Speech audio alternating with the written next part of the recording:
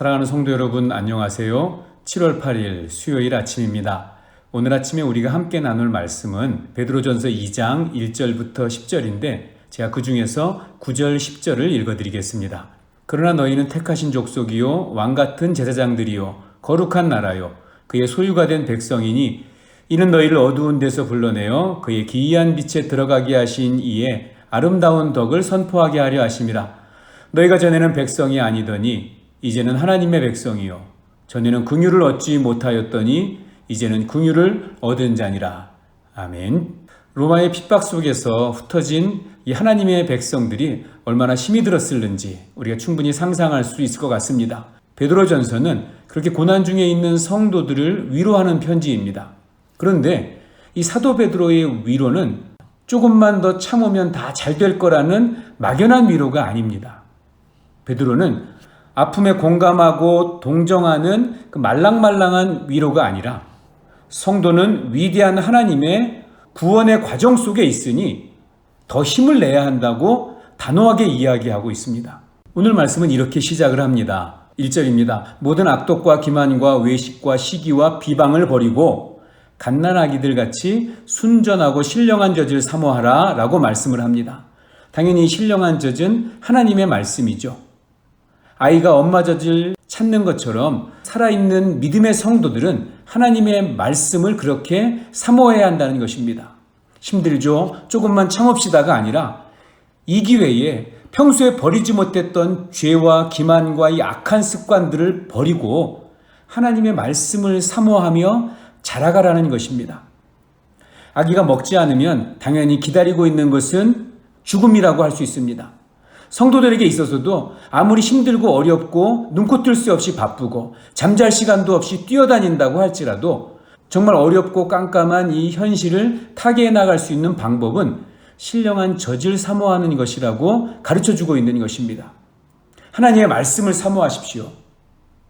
누가복음 8장에 우리가 잘 아는 그 길가, 바위, 가시밭, 좋은 밭, 이 네 가지 밭의 비유를 설명하시면서 주님 뭐라고 마무리하시냐면 착하고 좋은 마음으로 말씀을 들으라고 하십니다. 말씀을 들을 때 마음을 완악하게 갖지 말고 마음문을 활짝 열고 정말 아기들이 배고픈 가운데 엄마 젖을 쭉쭉 빨아먹는 것처럼 하나님의 말씀을 그렇게 사모하며 받아들일 때 다시 우리에게 영적인 파워, 능력을 소유하게 되고 그 힘으로 힘들고 어려운 이 시험의 현실을 이겨나갈 수 있을 것이라고 믿습니다.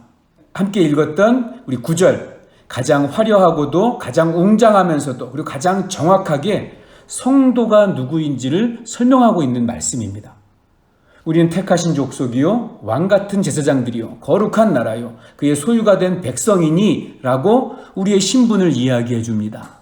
택한 백성이 되라, 왕같은 제사장이 되라 명령문이 아닙니다. 거룩한 나라가 되도록 노력하라 우리에게 권면하는 것이 아닙니다.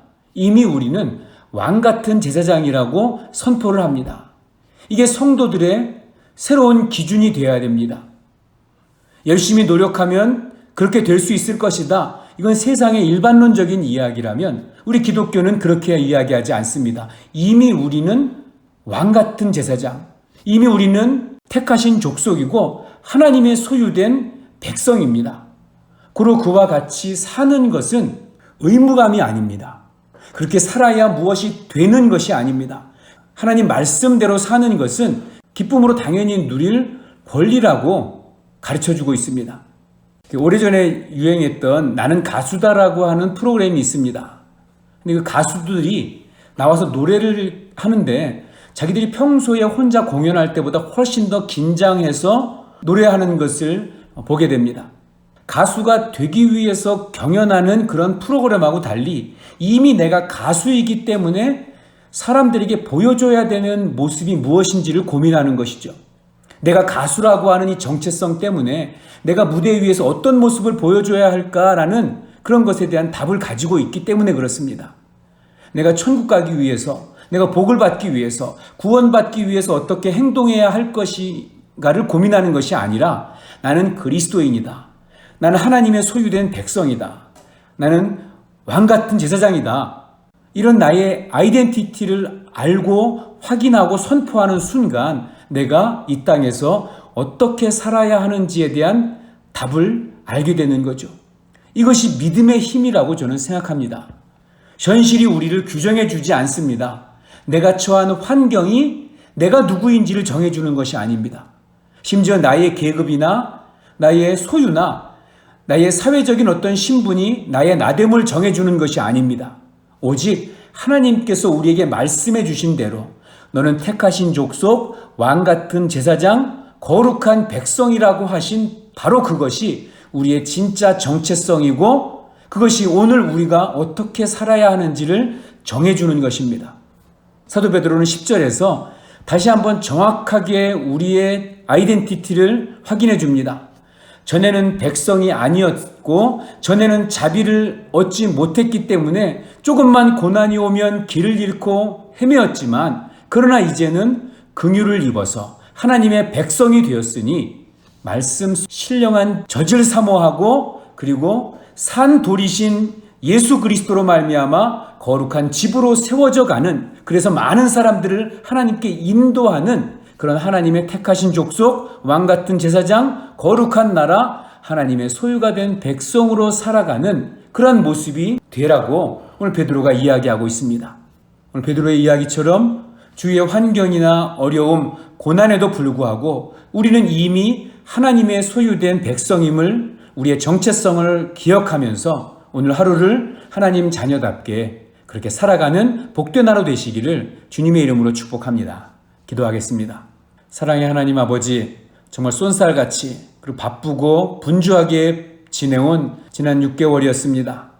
주님의 은혜로 또 우리 성도들을 지켜주시고 또 가정을 지켜주시고 우리 사랑의 교회를 지켜주신 것을 진심으로 감사드립니다.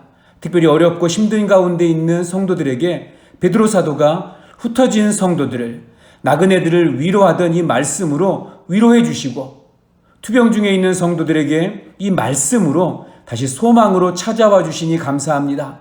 주의 말씀은 내 발의 등이요 내 길에 비친 것을 다시 한번 선포하면서 그 말씀이 이끌어주는 대로 순종하며 믿음의 발걸음을 디딜 때마다 우리 주님 동행하여 주시고 우리 앞에 결국은 승리할 소망이 있음을 우리는 믿습니다. 이 말씀으로 오늘도 담대하게 살아가는 저희들 될 것을 믿습니다.